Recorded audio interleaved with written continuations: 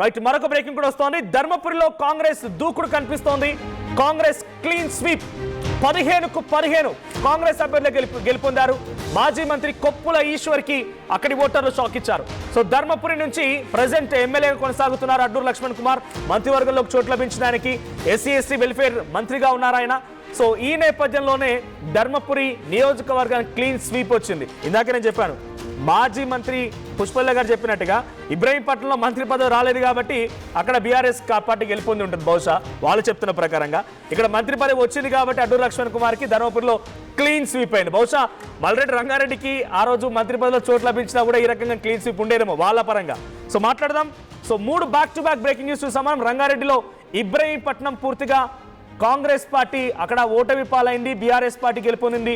ధర్మపురిలో Congress party clean sweep. అటు మరోవైపు ఇంకో చోట ఇదే రకమైన రిజల్ట్స్ కనబడుతూ ఉన్నాయి. సో ఎటు చూసినా కూడా కొంత కాంగ్రెస్ పార్టీ కొన్ని చోట్ల అప్ అండ్ డౌన్స్ కనబడుతూ ఉన్నాయి.